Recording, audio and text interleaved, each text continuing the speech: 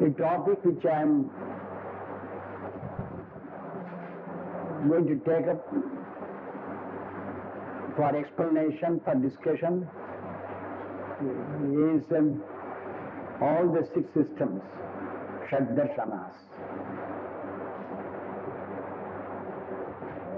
Shad-darshanas in Indian philosophy.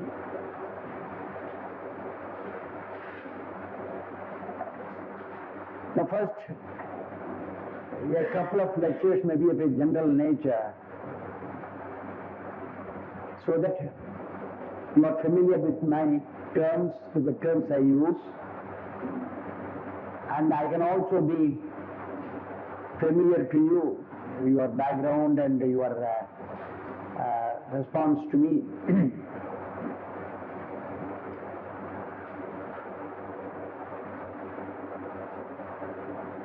We use the word darshana not very literally, but as almost the equivalent of the word philosophy in the West.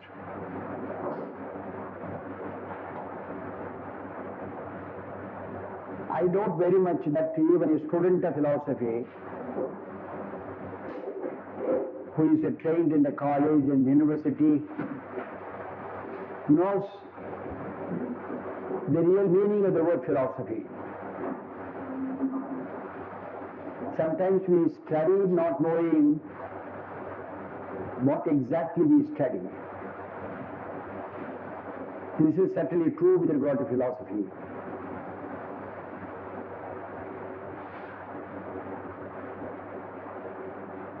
The term philosophy, etymologically, it means love of wisdom. Sophia is wisdom. Love of wisdom is philosophy.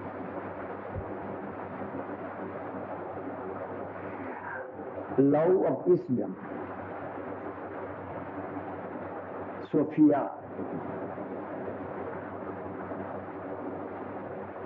Things come. Therefore, a philosopher is a lover of wisdom. Lover of wisdom. Sophia.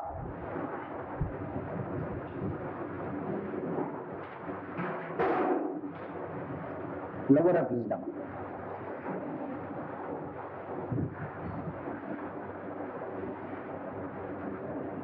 But even Western philosophers today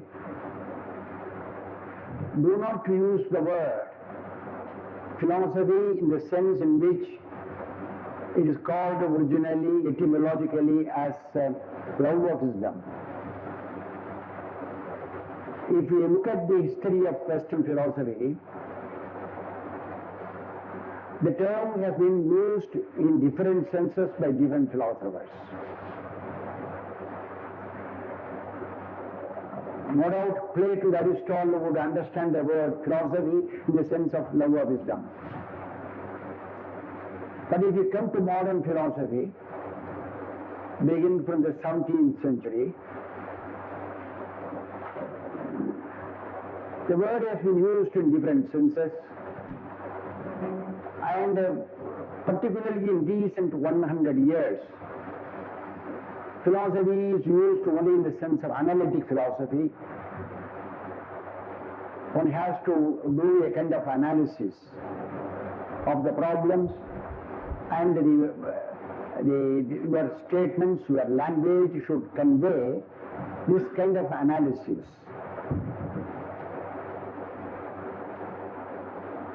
And every 20 years or 30 years you find a new movement arising. So, philosophy is only analysis. Philosophy is linguistic analysis, not only analysis but linguistic analysis.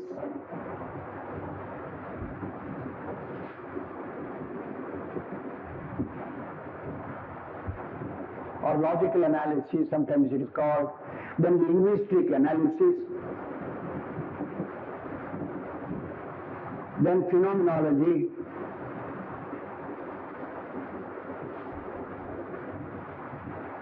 existentialism,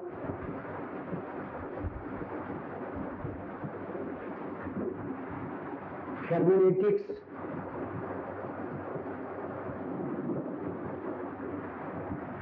and so on, deconstruction.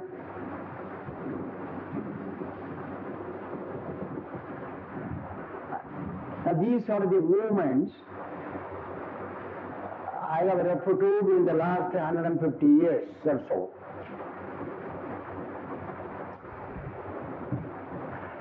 Now these philosophers do not bother about the original etymological sense in which the word philosophy has been used by the Greek thinkers, particularly Plato and Aristotle. Well, there is nothing wrong, but in all these cases also, you are in pursuit of wisdom by means of analysis, or linguistic analysis, or by phenomenology. That sometimes you restrict the scope, but originally the scope was not restricted. So, in the West, philosophy originally meant love of wisdom. Even that meaning still holds good today. But they would like to restrict the scope of philosophy, not in a very general way, but only to certain issues, certain problems. They think they are very important. But generally speaking, we would say that analysis is important, linguistic analysis is important, this particular method in philosophy is important, existentialist analysis of the human problem is important, interpretation of the text is important, deconstruction. Every time you try to deconstruct your position, there is a position, you deny it and reconstruct it. All that is needed. And philosophy has been doing all that. All that in pursuit of wisdom, in pursuit of knowledge. Wisdom may be a high-sounding word, but certainly we can use the word knowledge, in pursuit of knowledge. And this pursuit of knowledge is to be found in every discipline. A scientist also is in pursuit of knowledge. Scientists of various kinds, all of them are in pursuit of knowledge. But perhaps philosophy, in the sense of love of wisdom, has been the mother of all the disciplines. Well, this morning you saw that the chief guest was referred to as Dr. Jayakumar. Not necessarily a person, well, we perhaps will use the word. Probably he is a doctor, an EAS man, doctor.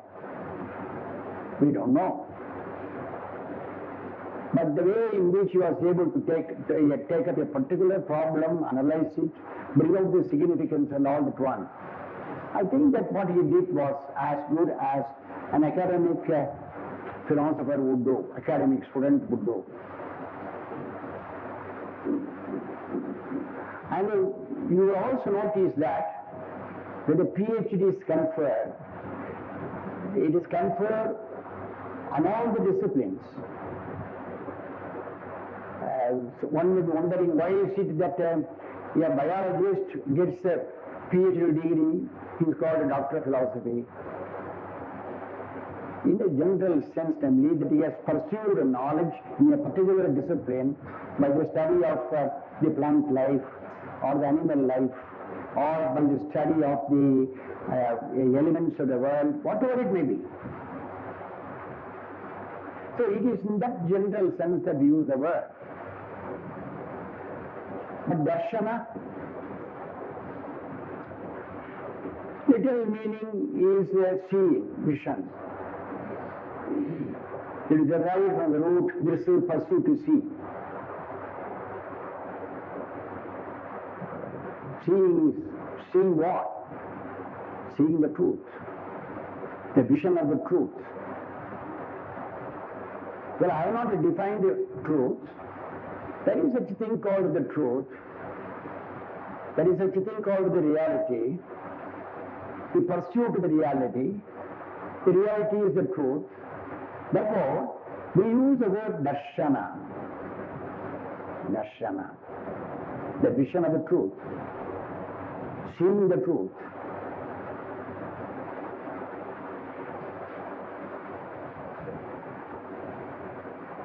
It almost conveys the same sense as the word philosophy in the West.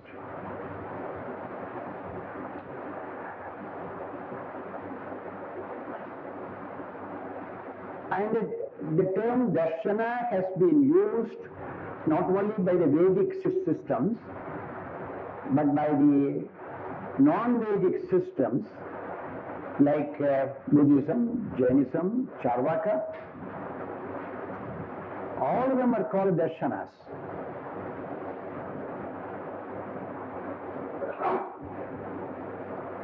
If the word philosophy can be used even in a restricted sense by a logical analyst or a linguistic analyst or a phenomenologist or an existentialist or one who does the work of deconstructionist, well, certainly, I would not hesitate to use the expression, even a thinker like Marx, he was in the pursuit of truth in a particular way. If you look at historically the emergence of Marx, he came after Hegel.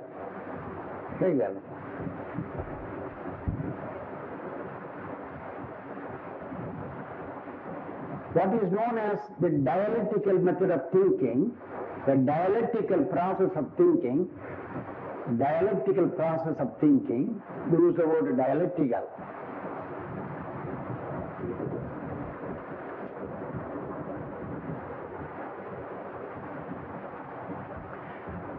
Dialectical process of thinking. That was brought out by Hegel, the German thinker. He wanted to show that our human thinking proceeds from one point of view to another point of view. Just as a pendulum moves from one side to another side, and then back to back, it goes on moving. Human thinking also, it moves from one point. That one point, you may call it as thesis,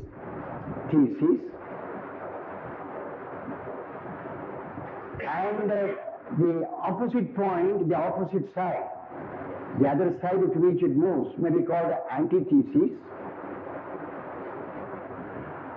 and the clash between thesis and antithesis, because this is one position, this is the opposite position. The opposite position arises by examining this position. Everything is not true with regard to this position. Partly it is true, partly it is not true. And therefore, what is not true may be emphasized by antithesis. Then once again there is a clash between these two ideas, this idea and this idea. And therefore there emerges what is known as synthesis. So synthesis is supposed to be at a higher level, embodying the elements of truth in thesis and antithesis, but still it goes up. When this becomes a thesis, synthesis in course of time will be a thesis, then it may lead to antithesis. Once again, there is the emergence of synthesis. This way, the dialectical process goes on. That is true. That is true. Take this simple instance. We had reform movements. I don't go into the conceptual thinking. Take a movement. In our modern period, say beginning from the 18th century, end of the 18th century, beginning of the 19th century, we had several reform movements. Take just two reform movements, Brahma Samaj, followed by Adi Samaj.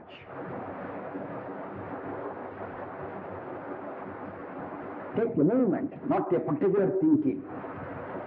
That may be rather difficult for us to understand.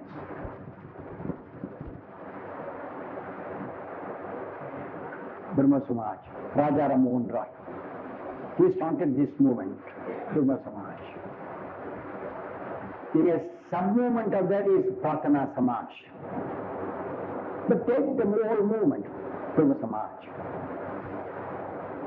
Then why is it that Adi Samaj followed it, came into existence? There were certain one-sided aspects in the Brahma Samaj. To rectify those aspects, Dayananda Saraswati, and he took up some other issues, challenged the Brahma Samaj, and then his position came to be known as Adi Samaj.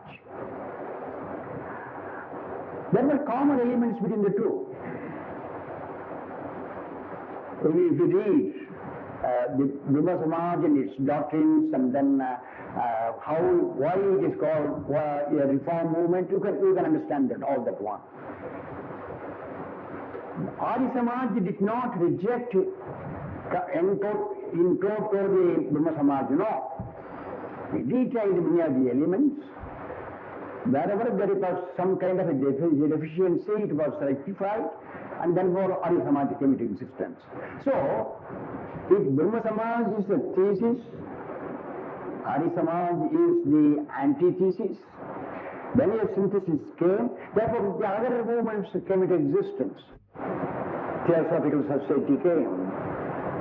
But even that was not sufficient, then came Ramakrishna Vivekananda movement, other movements.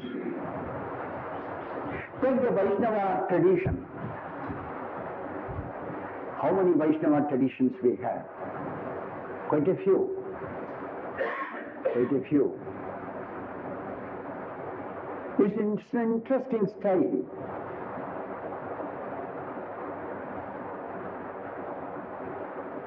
And so,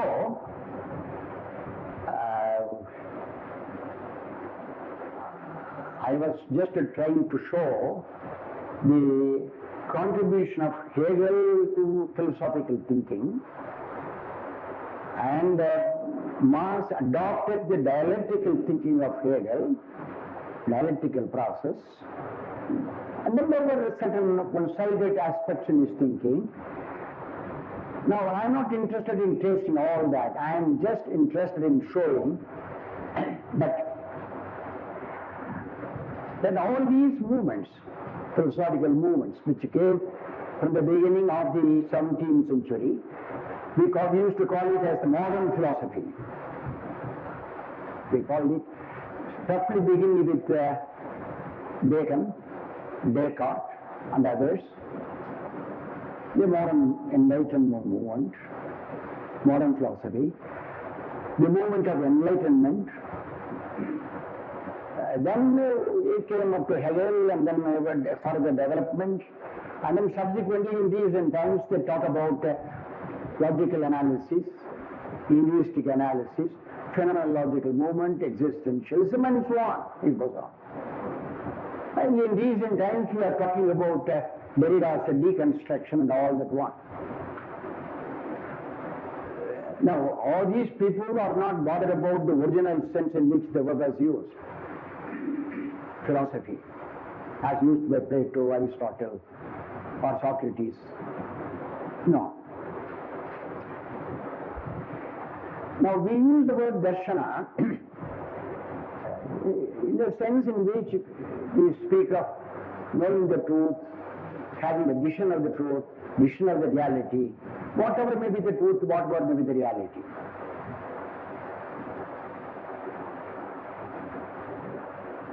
And when we try to give a classification, we trace all the philosophical systems. I use the word philosophical school or sometimes philosophical system. A school or a system is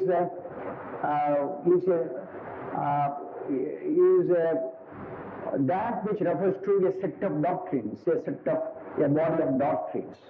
There are so many doctrines. All these doctrines taken together constitute the Nyaya system, or they constitute what is called the Vaisheshika system, or the Advaita system, or the Ramanuja system, Vishishtadvaita system.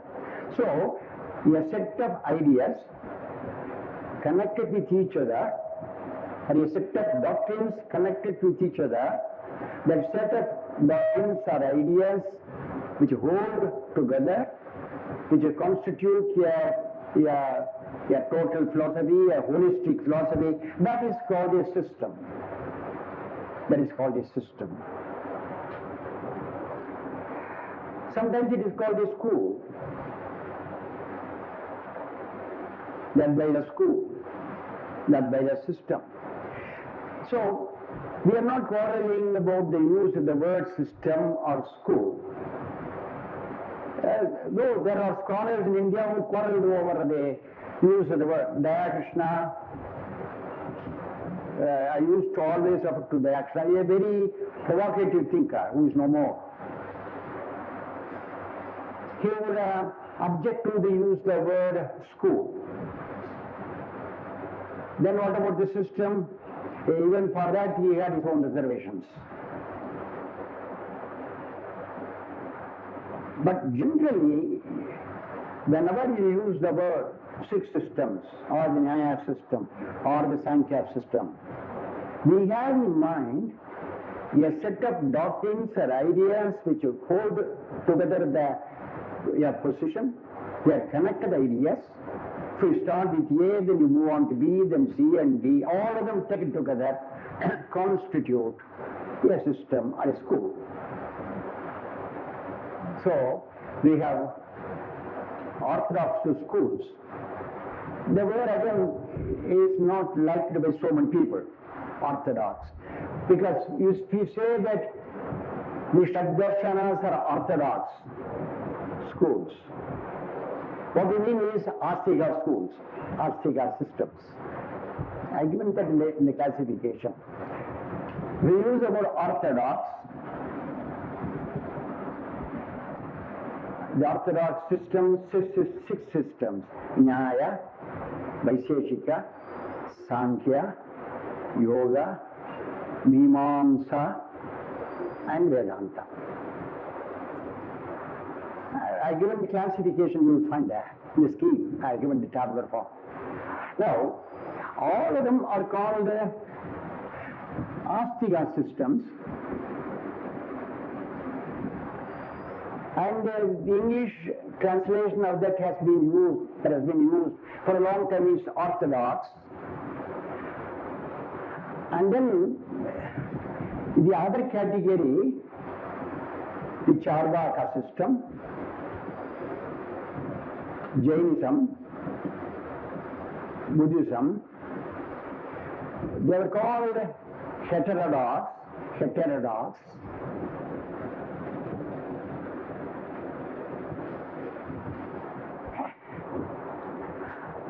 The very word orthodox seems to be allergic to so many people. I'm an orthodox man, I'm an orthodox person. What do you mean by saying I'm an orthodox person? Unfortunately, the word has been associated with a person who goes through a certain rituals and all that one, and very rigorously and all that. Everybody follows the tradition, and so a traditionalist, coming down to the varnashrama stratification and all that one. So he will be called an orthodox man. Oh, he is an orthodox person.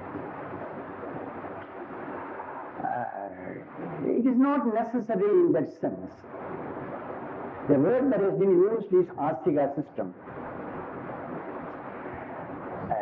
A system is called Astika in the sense that it affirms the existence of something. What that something is, Tatu Niragamas. Tatu, the reality, what may be. It exists. Asti, it exists. Well, I think that Astika will include with the existence of the individual, the jiva, you and I. How can there be pursuit of truth? Pursuit of truth is by someone, you and I. You and I, we are all called jiva. Anything that lives is a jiva. The cockroach in my room is also a jiva. And Swami, he told me this is the season when you are likely to see cockroaches coming into the room. No, we look at the wall and I say, yeah, that over there, that is a cockroach. It's a jiva. Mosquito is a jiva. I remember that Swamiji once told me, we don't harm them here because we are now occupying their places. And they were inhabiting this place, we have come here and then we have constructed buildings and all that one. Where will they go?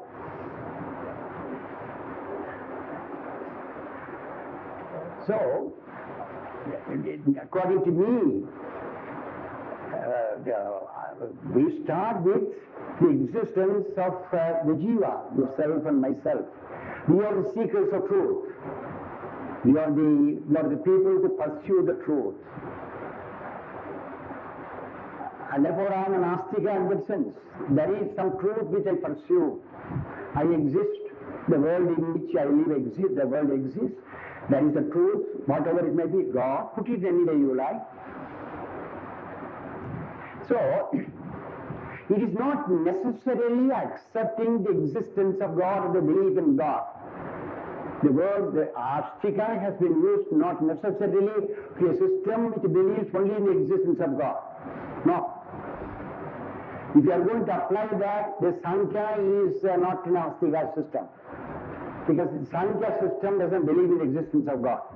Nirishwara Sankhya. They make a distinction earlier Sankhya and later Sankhya. But anyway, we are quite familiar with the later Sankhya. The Sankhya system as we have come to know through Sankhya Karika. Sankhya Karika. And the yoga system, yes, there is God. But God is a thinly existing entity in the yoga system. Only there was a professor at Mysore by name Raghavacharya. He said thinly theistic. Not thickly theistic, but thinly theistic, because only for the purpose of meditation, in the yoga system, they accept the existence of God. An object of meditation, not a creator God.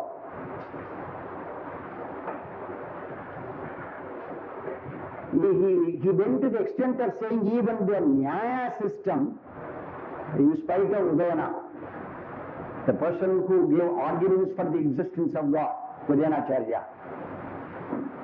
that also is thinly theistic. Because a theistic system, the full sense of the term, must accept the creator God in both the senses, as the Upadana Karana and also as the Nimitta Karana. Both of them must go together. That God should be the creator, God should be the material cause. Sanskrit word is Upadana Karana. Upadana Karana. Karana. And Nimitta Karana, instrumental cause. Nimitta Karana.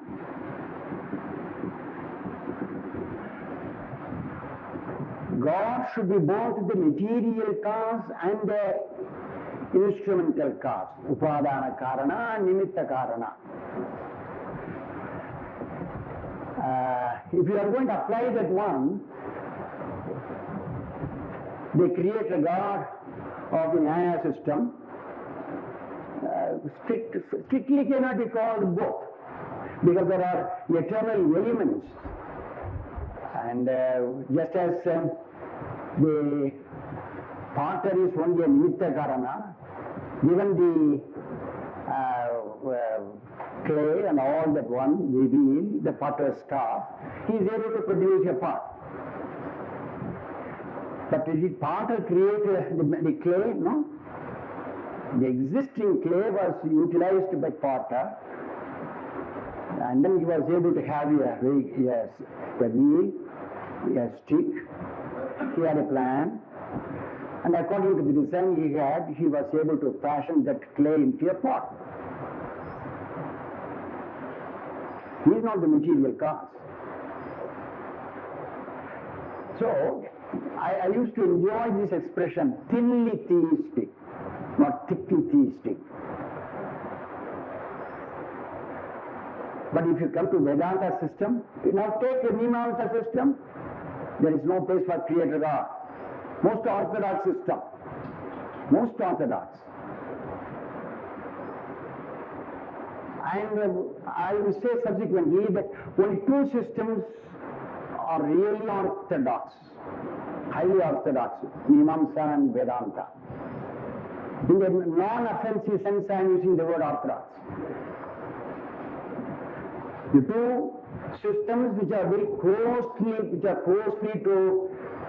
related to the Vedas, the two systems are Mimamsa and Vedanta. Because Mimamsa took care of the Karmakanda portion of the Veda, and the Vedanta, the Uttarakanda or the Jnanakanda portion of the Veda. Other systems are also orthodox, highly orthodox, most orthodox, this is true. But anyway, we don't use the word orthodox because the word has been used in a very degenerative sense, in the sense in which you think of and identify a person or a way of life in a particular way. No, that was not the original intention. Some word you must use, you may object to the word. So, Astika system and heterodox Nastika,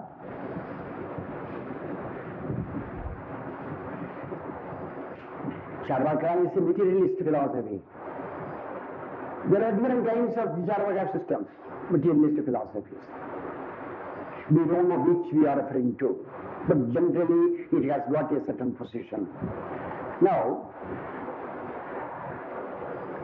instead of using the word orthodox and heterodox, nowadays we use the term Vedic systems and non-Vedic systems. Vedic systems are 6. Nyaya, Vaisheshika, Sankhya, Yoga, Mimamsa, Vedanta. Vedanta subdivisions. Mimamsa again subdivision. In the morning, Professor Muralidharan referred to the schools, the Prabhakara school and the Bhatta school. So Astika system 6 and Nastika 3, Charvaka, Jainism and Buddhism. Charvaka is a materialist philosophy, still it is a Darshana. Just as I would not hesitate to call Marxism a Darshana. There is nothing wrong. There is one perspective. I don't think that anybody can claim that I have got a total perspective. That is, the position is entirely different when we talk about the Vedanta school. And because of my commitment or our commitment to Advaita Vedanta, probably I would put all the other systems a little down. Everyone has a point of view. Every person has a point of view. And in Madras University, our department, philosophy department, it has a history. In the morning I refer to the tradition, history. It has got a tradition. And I know the tradition up to T.M.P. Mahadevan. I served with him, I served under him. But the American expression served with him. I studied with Davidson, not under Davidson. I studied with Davidson in Stanford. They say under Davidson means a typically Indian way of putting things. Under. Oh, under.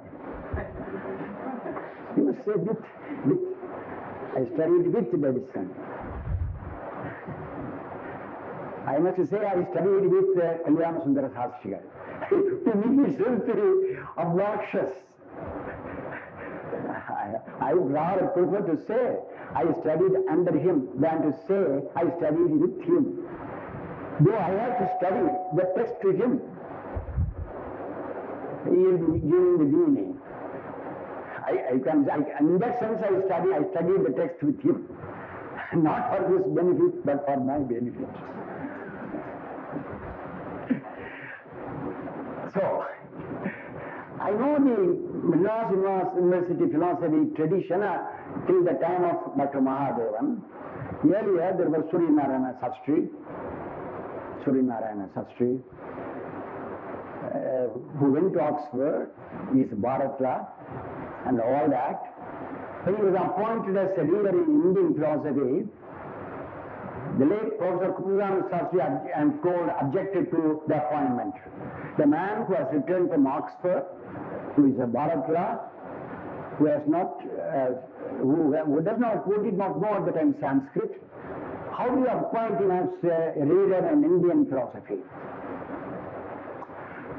Mudaliar justified, Vice Chancellor Mudaliar justified his appointment, and Sri Sastri justified his appointment as a leader in philosophy. He has been a show to most of us, including Mahadeva. He has translated Bhavadi, Chaudhusutri, Vivarana Prameya Sangraha, Sankhya Karika, and Saiva Paribhasha, Siddhanta Lesha Sangraha. How many? He showed the way. Study of the text and translation is necessary because for most of us, we can't study the text. What do we do?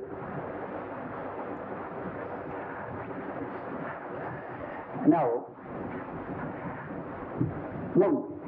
when we talk about the tradition, the Madras, the point I was referring to Dr. Maharan was, his commitment to Advaita was such that he would have the last word in any discussion, seminar discussion. Somebody may say Wittgenstein says, finally he says, what Wittgenstein says is included in Advaita. What Davidson has got to say, yes, here. What is it that is new? Sometimes there will be the charge against him that he was a reductionist. Finally, every philosophical position you would finally say, oh, this is Advaita. Because it is a total philosophy. And his commitment to that was such, not a blind commitment. And in the sense in which Swamigal was saying, he was proud of Advaita. Proud of Advaita. And therefore, all of us had that benefit. I was leader at the time when Mahadevan was the director of the center. I can go and tell anywhere. He was the leader, the director, I was there. Now, when there is such a commitment to a philosopher, we do have such a commitment. Why, if you ask the question, well, it's all the way in which you have an exposure, you have a cultural training. Every person, no person begins a de novo. There is always a background. It so happened that I studied under teachers exposed to Advaita. That tradition continues, and I am also convinced, and therefore I am committed to Advaita. Therefore I grade the systems. Don't ask the question, why do you grade? Well, after all, every person has got his own method of choice. You can choose. You can give the reasons why you choose. So, to most of us, Advaita is the final position. Final position. That's why Mahadevan used to say, because there has been a constant criticism against Advaita, that It is anti-theistic. Advaita is anti-theistic. There has been a criticism. Even now the criticism occurs in academic circles. Anti-theistic. Because Ishvara, the creator God, is still one position down Nirguna Brahman or the Absolute. For the sake of analysis, say one position down. Here there is no hierarchy at all. That's why he doesn't believe in hierarchy. Ishvara is Brahman. And there is a question of 1 degree less. They say that Advaita goes up to Nirguna Brahman, NB, Nirguna Brahman. Nirguna Brahman is the highest reality. And when you are talking about the world and its creation and all that one, Nirguna Brahman assumes the form of Saguna Brahman. You say, assumes the form of Saguna Brahman. He is viewed as Saguna Brahman. Saguna Brahman is Ishvara. Because the creation of the world is possible for Nirguna Brahman only with the help of Maya. Mere Nirguna Brahman is of no use for all practical purposes. What is it Nirguna Brahman could do? You say Nirguna. It is not related to anything. It is trans-relational, trans-linguistic. You use the word trans, but it could be anything that you know. Trans-categorization. You prepare a category of things. It doesn't fall within that one. It is not, doesn't fall within metaphysics. Revati used the word metaphysics, epistemology in the morning. It doesn't fall within metaphysics. It is beyond metaphysics. It is beyond epistemology. Pramana pravati is beyond that. It is beyond logic. Therefore, Heidegger says the absolute, he calls it as being is ontotheology, ontotheological. Onto, it refers to metaphysics, theo refers to theology, theism and all that one. Logic, beyond metaphysics. Ontology is used in the sense of metaphysics. For the time being you have it like that. Metaphysics, study about reality. Study of reality is called metaphysics. Theology, study about God, Creator God and all that one. All problems connected with that. What we call theism, theology. Logic, you have Pramana Shastra. So, when you say Pramana Shastra, epistemology, logic, everything else. Heidegger is a recent thinker, German thinker. I am so much interested in him, Heidegger. He's a great metaphysician. Heidegger.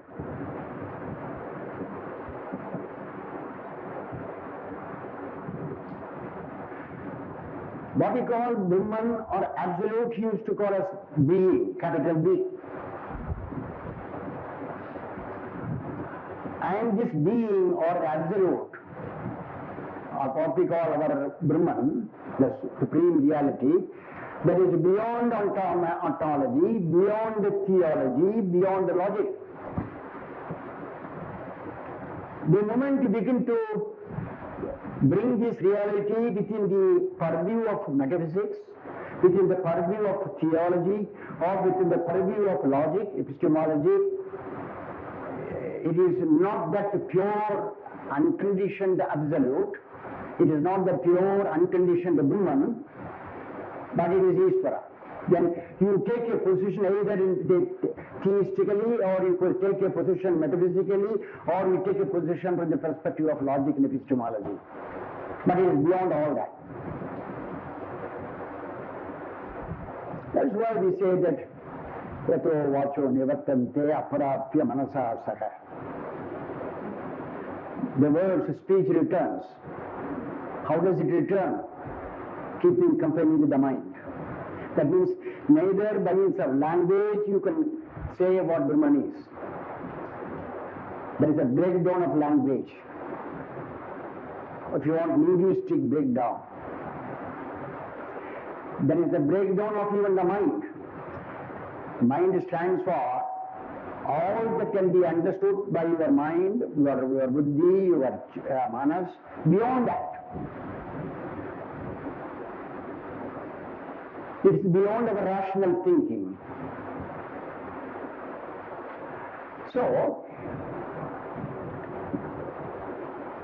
if we can understand any object, we must understand it through our mind.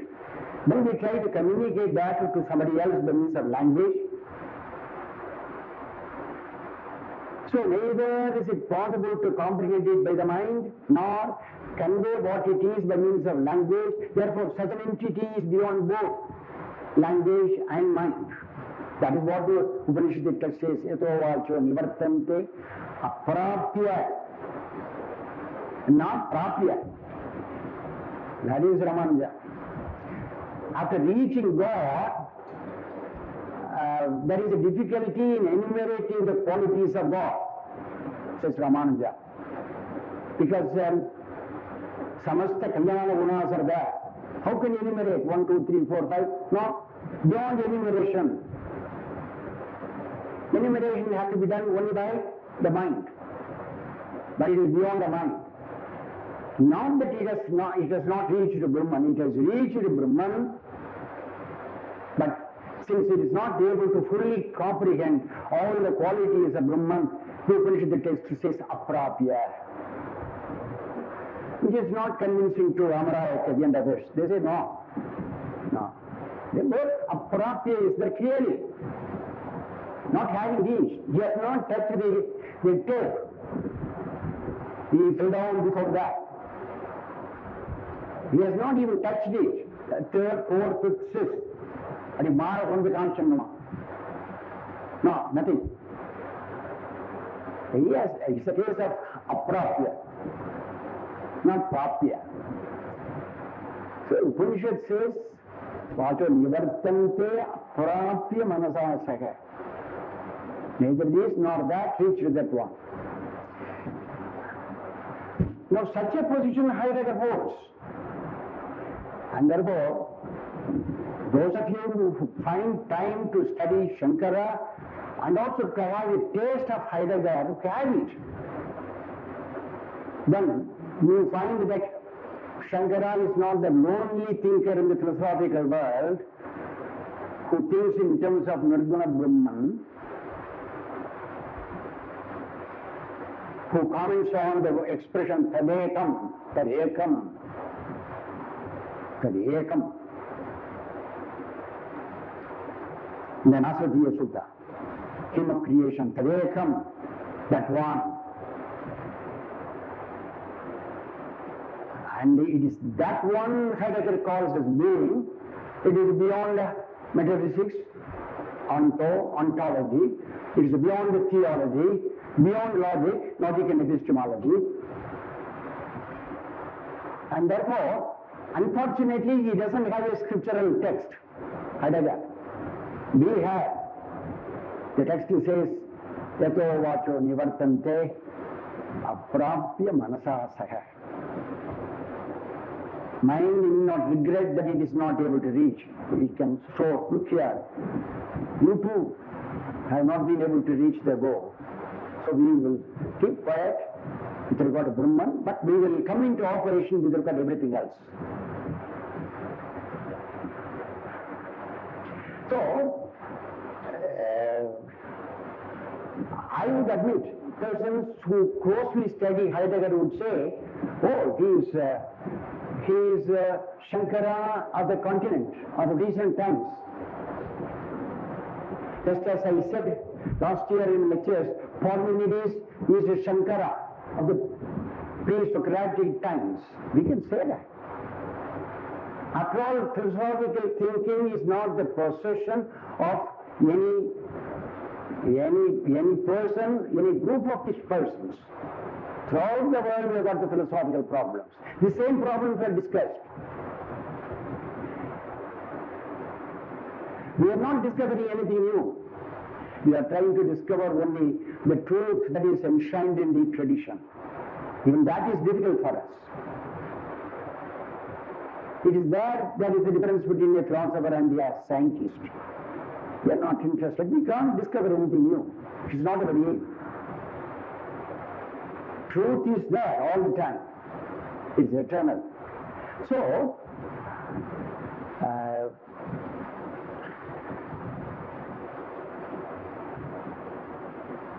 we have a broad classification of systems into two categories, orthodox and heterodox,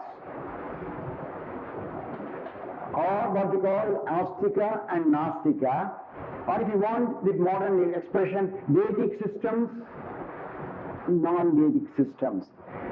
There is a difficulty when we use the word non-Vedic. In what sense is Buddhism non-Vedic?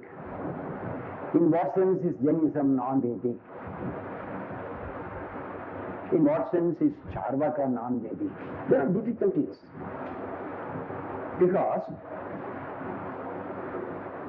Buddhism has not rejected the Vedas entirely. Similarly, Jainism too has not rejected. If you consider the ethical side of the whole thing, not the metaphysical side, yes, Buddhism doesn't believe in the kind of ritualism that has been suggested in the Vedas. Okay. So also Jainism. But we consider the ethics that is taught in the Vedas. The Vedas doesn't have any ethical views. It does have. It does have. And the law of karma, take the law of karma. It is the common possession of all the systems, leaving out the Charvaka. Just as the Vedic systems, the 6 orthodox systems accept the law of karma, when so Buddhism and Jainism accept the law of karma.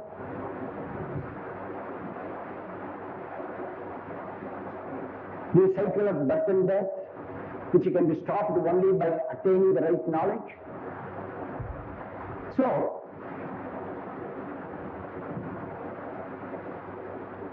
even this classification of philosophical systems into Vedic and non-Vedic, we are understandable. Strictly speaking, can be questioned because we don't say those who follow the orthodox system, we don't say that Buddhism and Jainism were able to develop independently of the Vedas.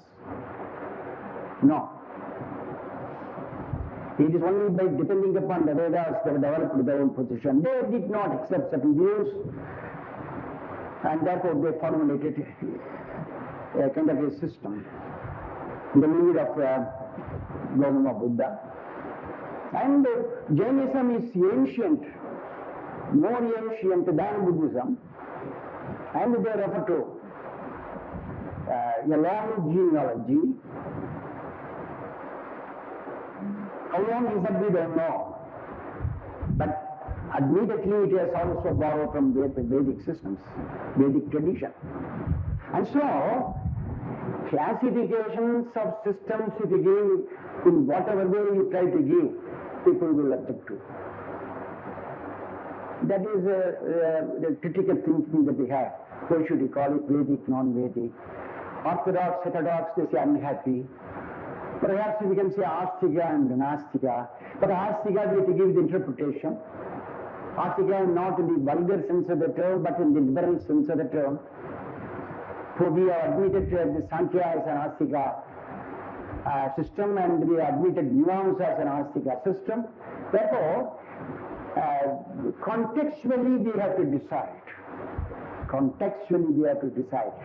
There are broad accepted principles which bring them together under one category, Astika, and similarly they got the Nastika. Therefore, there are 6 Astika Darshanas, and here also it's not just 3. We say there are actually 6. How? Now it is Professor Hiriyanna who follows this classification. He says, he gives a general statement which I have quoted there. So that is a general statement, history repeats itself. History repeats itself. That is very much true even with regard to the Indian systems. Indian philosophical systems have repeated themselves twice. Once in the case of the Astika systems, another in the case of the Nastika systems. Now, Nastika systems, generally we mention 3. Charvaka, Jainism, and Buddhism.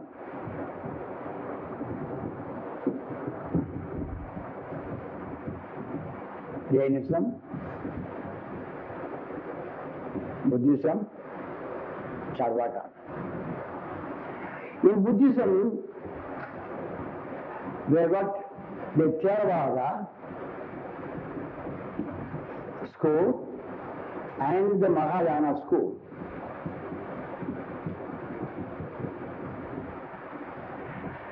There are 2 systems in the Theravada and 2 systems in the Mahayana. Sautrantika and Vaibhashika. Theravada is once again Hinayana. Mahayana, Hinayana is used the word. The objective to use the word Hina. It's a contemptuous term. Don't use the word Theravada. Theravada Buddhism is prevalent in Burma, Thailand, Sri Lanka, and wonderful. Mahayana Buddhism again too. Vijnanavada, there are 2 names for that, Yogachara or Vijnanavada. Yogachara or Vijnanavada. And Madhyamika. Another term is Shunyavada. Madhyamika, otherwise called Shunyavada. Vijnanavada, Vijnana. Or Yogachara. Now, the first 2 in Theravada, Sautrantika and Vaibhashika, they are realistic systems. Now I will tell you what we mean by realism, what we mean by idealism. There were 2 realistic systems.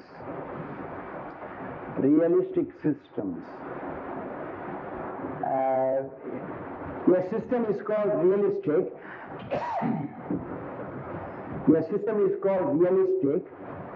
If it accepts the existence of the things of the external world, it believes in the existence of the things of the external world independently of the knower. I am the knower, I see the table, I see this paperweight, I see this glass tumbler. Now, its existence is not dependent on me. It exists independently of me. The tree and the mountain and the river, all of them. I am the knower, all of you are knowers. These things exist independently of all of us. I do exist. In addition to me, I am not the only existent entity in the world. In addition to me, there are things of the world, such as the tree and the table and so on. They exist independently of the knower. Any philosophical position which says that things of the world exist independently of the persons, the knowers, the cognizers, then such a position is called in philosophy a realistic position. Realism, realistic. Nothing confusing, but very clear. I'm here and the table is here. Did I create the table? No. The carpenter might have created, but how did he create the table? With the help of the wood and the nails and all that one. Did he create the wood? No. You go on asking the question. Ultimately you will say that, oh, they have been created by a creator God. The carpenter has only given shape to that in a particular way. So he is a creator in one limited sense. Maker in one limited sense. Not in the absolute sense. Creator God.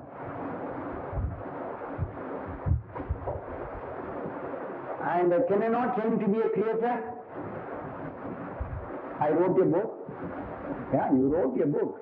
But still, I don't think you are a writer, but don't say you are a creator. Because I did not create a paper. I did not even typeset. He did that. My secretary.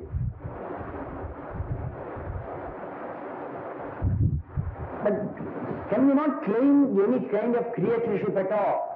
It's a serious philosophical question. Swami Vidyaranya answers that by saying there are two kinds of Srishti. I go back and forth. I don't strictly follow the order here. And the Panchadasi, Vidyaranya says that there are two kinds of creation. Ishvara Srishti and Jiva Srishti. Ishvara Srishti and Jiva Srishti. Ishvara Srishti we can understand, the things of the world. The Panchabhutas and all of them. Start with the Panchabhutas. How did he create it? We say with the help of Maya.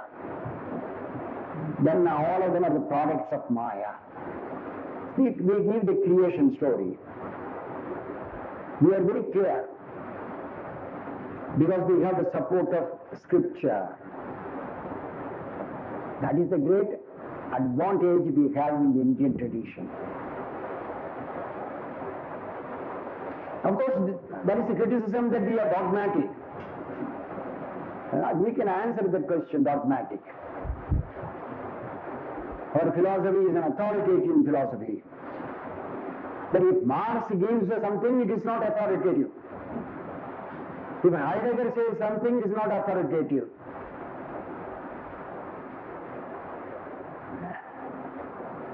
Any pronouncement that a person makes in a definite way is authoritative. Just now I have been telling, with a sense of consciousness and pride, that Shankara's Siddhartha is at the top. I make an authoritative statement. You say that a philosopher should not speak like that. How does his philosopher speak? He cannot say, well, I hold a view, I am rather confused, and maybe it's true, maybe it's not true. Are you arguing for a Jaina position? Syadmada. It seems to me, in a philosophical discourse, there is no time for you to think. You think and then speak. I love stories for everything. In near Pune, there is the Amalner Institute of Philosophy, even now it is there.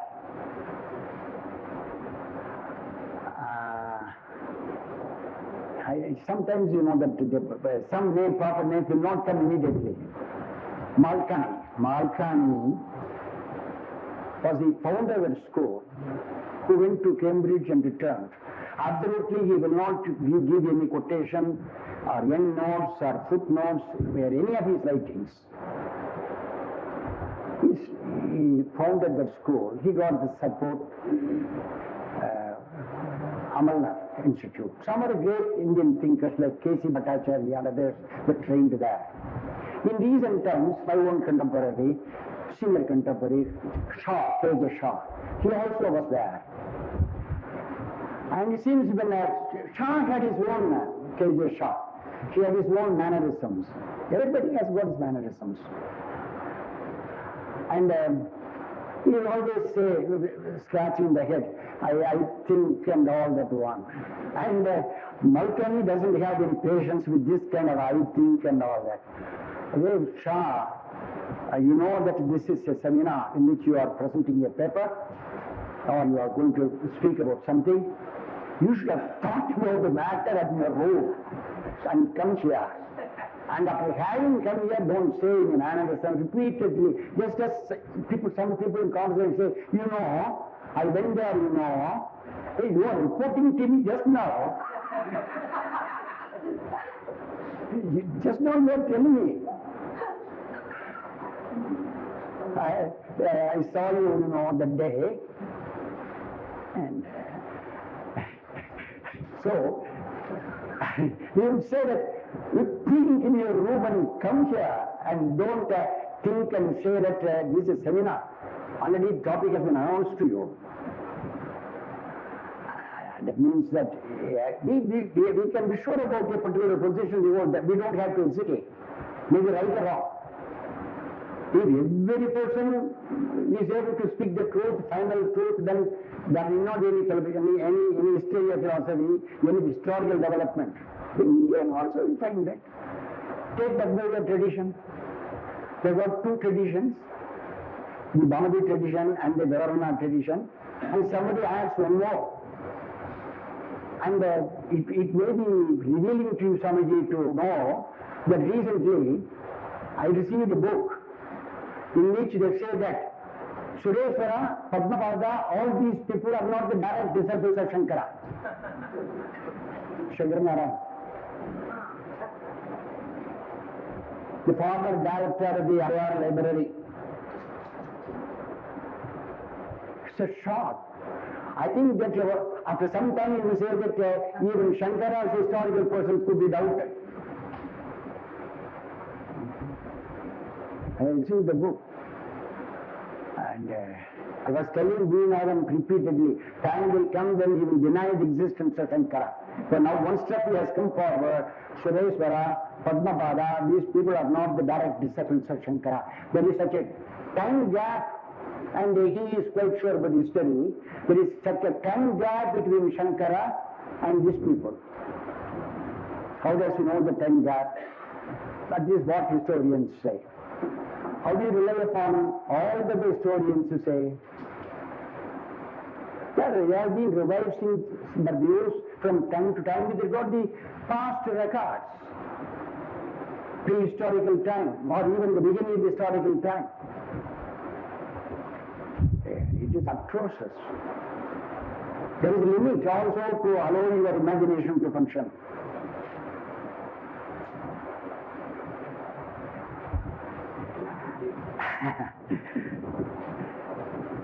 And therefore, how is it that they get? I have talked with Hiryanna. I go back to Hiryanna. It's very difficult to go back to the point from time to time. Hiryanna says that there are history repeats itself twice, even philosophically, and there are 6 systems, Vedic systems, Orthodox systems, Astika systems. There are again 6 Nastika systems. He counts like this, Charvaka. In Theravada Buddhism, 2 important schools. They don't agree. Sautrantika and Vaibhashika. Sautrantika. Probably I have written the analysis and I have given spelling. Sautrantika and Vaibhashika. And Theravada is the modern term. Previously we used to call Hinayana. This is Mahayana. 2 schools, Yogachara or Vijnanavada. There is a thorough criticism, threadbare criticism by Shankara in the 2nd Adhyaya when he examines the Vijnanavada. He doesn't have anything good to say about Mahayana, Sunyavada. Briefly he disposes it off. The other 2 also were taken up together. Therefore, all together there are 6 systems.